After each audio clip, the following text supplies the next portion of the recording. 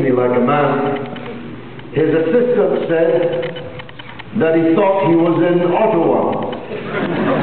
Thought he was in Ottawa. I said, well, that's fine, because I'm going to Ottawa. So that'll give him a chance to face me there. But if he doesn't face me in Calgary, and he doesn't face me in Ottawa, he will, I promise you, face me in court.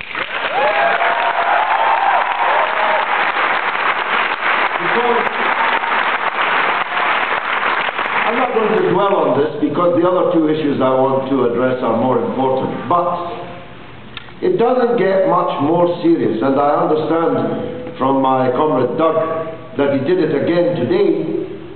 It doesn't get more serious than to accuse a member of the British Parliament for a quarter of a century, a sitting member of the British Parliament, the mother of all parliaments, of being not just a supporter of terrorism, but a member. That's what the Canadian government's documents said, that I was a member of a terrorist organization, and that I was a threat to Canada's national security.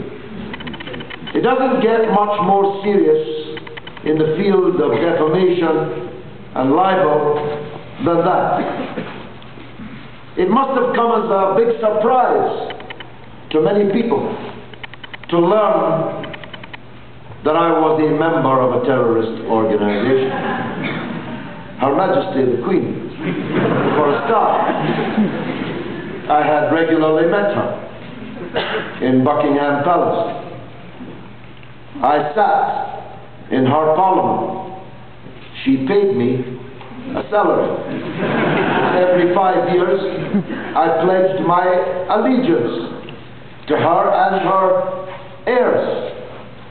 And yet, all the while, the Canadian government knew something that she didn't know. That all of that time, I was sitting there with my secret membership card of a terrorist organization in my pocket, and bizarrely, inexplicably, sitting under Big Ben plotting breaches of Canada's national security. It would have come to, as a great surprise to the many speakers of the House of Commons under whom I sat. 5 consecutive parliamentary terms, chosen regularly as the parliamentarian of the year, the parliamentary debater of the year. Little did the speaker know that all the while I was addressing the problems of the country and the world, I was in fact secretly plotting some terrorist outrage far away in Canada. It would have come as a surprise to the security services of the United States of America, because of course during the time I was banned from Canada, I was touring the United States, 50 cities in 2 years. I was visiting and speaking in the United Nations building in New York City. In fact, I was broadcasting from New York City, where the terrorist atrocity took place, to Canada by video link, because Canada knew something the CIA didn't know.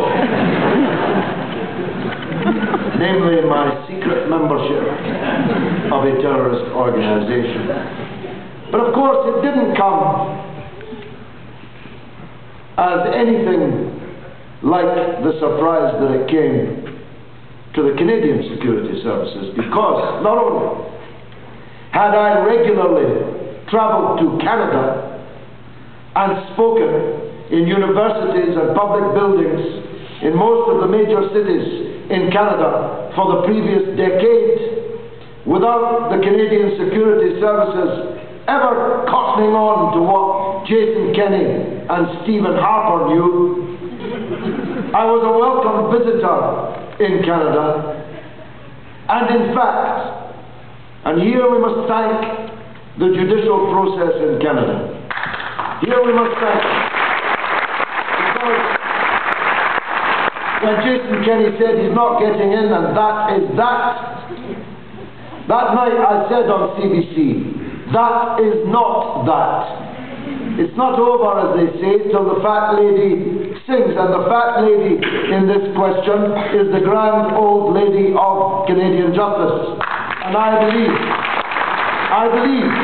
and I was right, that Canada remains a country governed by laws and not by the whims of here today, gone tomorrow, I hope gone tomorrow, politicians.